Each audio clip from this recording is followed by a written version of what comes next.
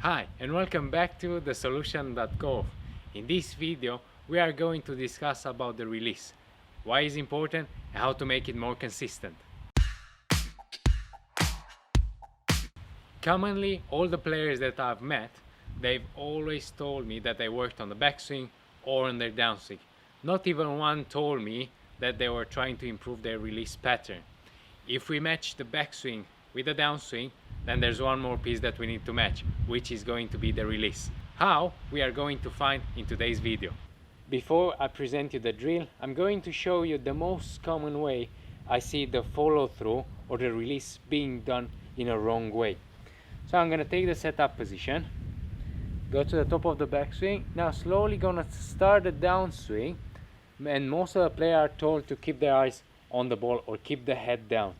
Now when I do that for too long, my body is going to react in the following way. One, is going to stop the rotation of the chest through the ball. Second, the hips are going to follow the chest, so they are not going to turn as quick as they should be. And from here, because the club head is accelerated and it has so much speed, the hands are kind of going to follow the club head in a way that is gonna release the club way too early, which is going to encourage more to hit more the left side of the golf course, and also is going to make it very difficult to hit the ball. So if I'll go back to the top, slowly start the downswing. Now I'm trying to keep my head down, and you see that my chest is already pointing somewhere behind the ball and the hips are at the ball, which is not the ideal case. We know that close to impact we would like to have the hips a bit open and the chest to be as well a touch open. In this way we can keep the club face pointing to the target for a longer period of time. Doing the wrong move again.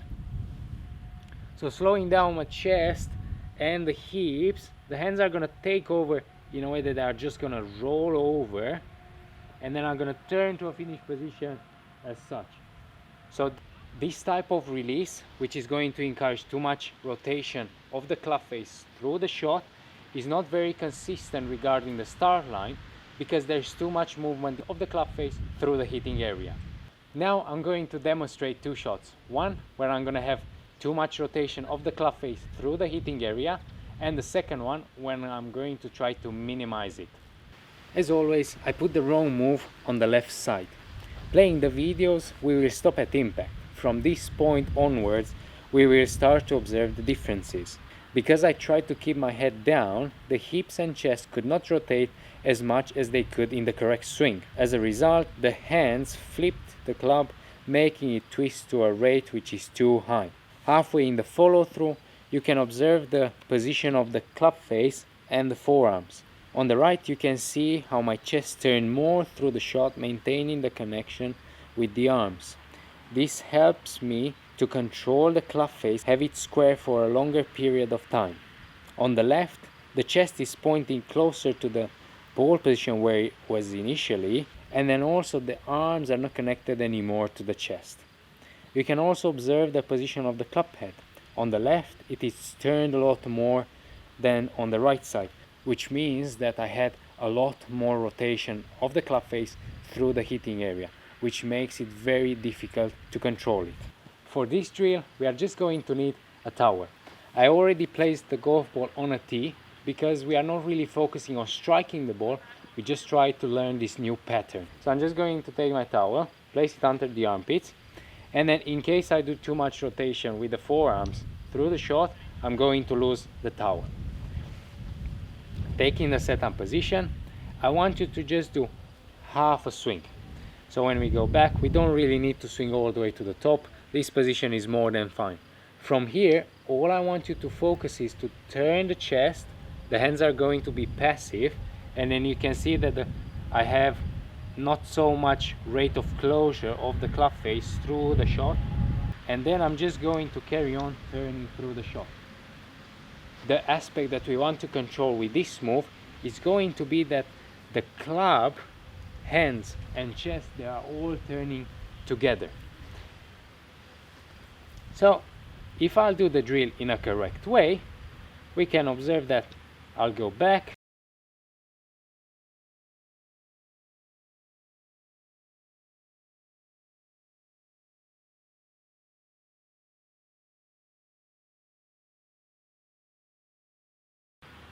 and I maintain the same club face orientation. If, for example, I'll do the drill in a wrong way, you can quickly observe that I'm gonna lose the connection with the towel, and the club face is going to move a lot more through the hitting area.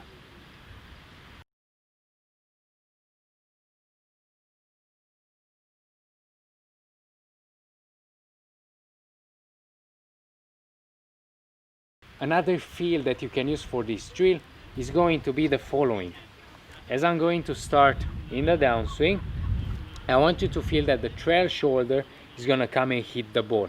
This is going to encourage you to have more rotation of the chest through the ball, which is going to encourage you to have a more stable club face through the hitting area. So I'm going to go back, and I'll feel like I'm going to hit it with the right shoulder that way. So once more, back, right shoulder. Make sure you give this drill a try in order to get the start line more consistent through a better release pattern. Don't forget to subscribe to the channel, and I will see you next time at the solution.golf.